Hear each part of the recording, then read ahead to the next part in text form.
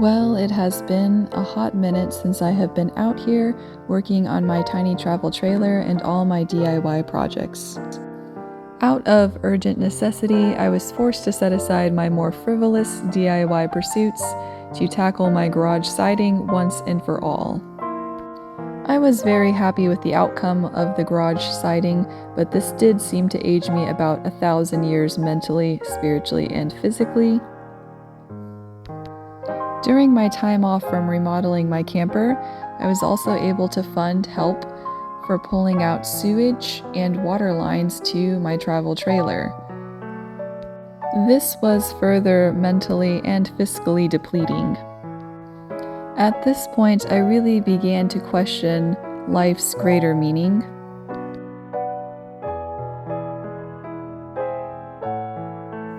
In addition, there were other pressing matters to attend to.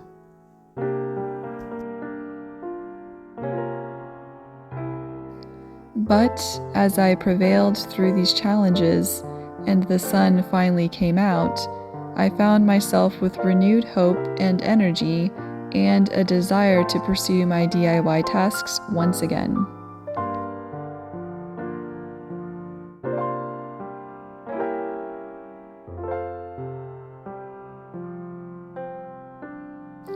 I am so excited to be filming today for a very special small mini DIY project that has been on my list. It is a dry pour concrete patio. I have been watching other videos of people on YouTube doing these, and I of course was immediately interested because it looked like something I could tackle all by myself. You'll have to ignore my garage siding on this part of the house. This is my final wall that I need to finish, and I thought I would put it off until this patio was completed because I am getting really tired of stepping down out of my new door into the mud. I have already built a frame for this project with scraps of wood from my garage, some scrap stakes, and this piece of metal in the middle I salvaged from another gardening project at a different property. Okay, let's get going with this project.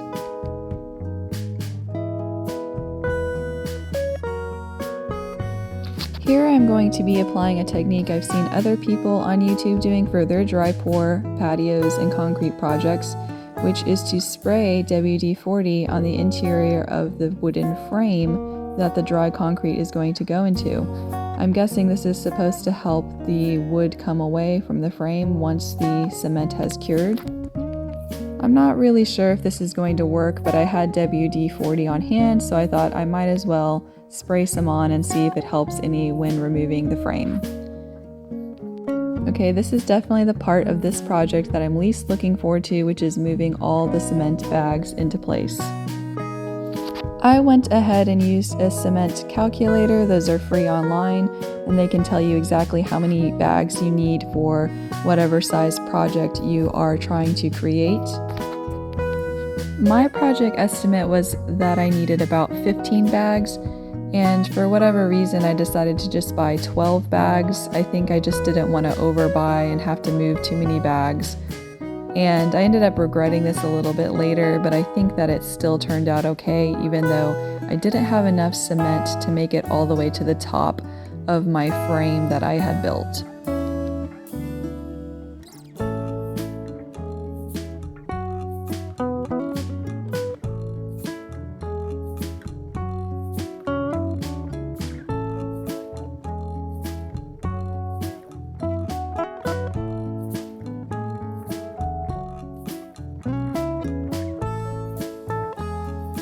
I want to note for this patio, I did something really different from many other videos I saw online, which is I left the grass in place. I did absolutely no soil preparation beneath the metal wiring that I put in. I even had some bricks and some cement rubble left over from other projects around the property, and I went ahead and put those in as fillers underneath the metal, and I have a sneaking suspicion it's going to turn out okay, but I haven't seen anybody else do that. So we're gonna just go with it and see how it turns out. Okay, here you can see that I did not have enough cement to make it all the way to the top of my wooden frame, so I'm having to just use a short stick and level it out by eye as best as I can. This is a garage patio on the side of my garage, so it really doesn't have to be that perfect. This is the only tool I bought for this job, which is an edger, and then I also brought some rollers. This is something else that I saw other YouTubers do, and I can't even remember which video because I watched so many, but basically the technique is to just smooth over the surface of your dry concrete with a roller, like a paint roller, and it will create a nice smooth surface. I was really impressed with this technique, and it did make the surface of the dry cement really smooth, which I really liked. At this point in the project, I was feeling pretty hopeful about it turning out pretty good. My optimism was really high. Using this edger was really difficult. It didn't work very well. It's obviously, I think, supposed to be used with wet cement. In that case, I think it would work really nice.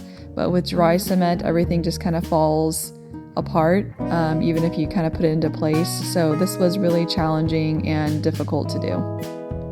Okay, it looks pretty good, so now I'm gonna go get my hose. I was smart enough to actually test out the spray before I wet the concrete. Here I am, I'm just lightly misting the surface like I've seen everybody else do. I'm giving it a nice, even mist. I have a bad sprayer, so it was actually difficult to not get any big drops on the surface. Any big droplets definitely messed up the top texture that I'd worked so hard to roll onto the dry concrete. I went off and did some chores, and I came back multiple times to re-mist the surface, and then I pretty much wrapped it up for the day. Okay, so this is early the next morning. I came back out to the site, and I was really anxious to see the patio. My neighbor had mentioned that he was able to spray it once overnight. I told him to lightly mist it, and I'm seeing it this morning and it looks pretty good. I'm actually able to stand on it. It feels very rock solid. Now I'm going to spray it really hard with a harsh setting on my nozzle, and I really soak it really good. I want to make sure that there's no dry cement left down below in the deeper layers of the patio. It seems to be holding up really well. Okay, so fast forward, this is a whole nother day later, so we're about 2 days out from my initial misting, and I'm here inspecting it. Today's the day I'm going to take off the frame that I put around it. I guess we'll find out if the WD-40 helps with the removal at all. You can see I'm walking on it, and I'm pretty happy just to be up out of the mud. And of course, no DIY project would be complete without my 90-year-old neighbor, Mr. Leo, stopping by to inspect what I've done. I go ahead and give him the honors of removing the first boards from the frame because I know he's just as excited as me to see how it turns out.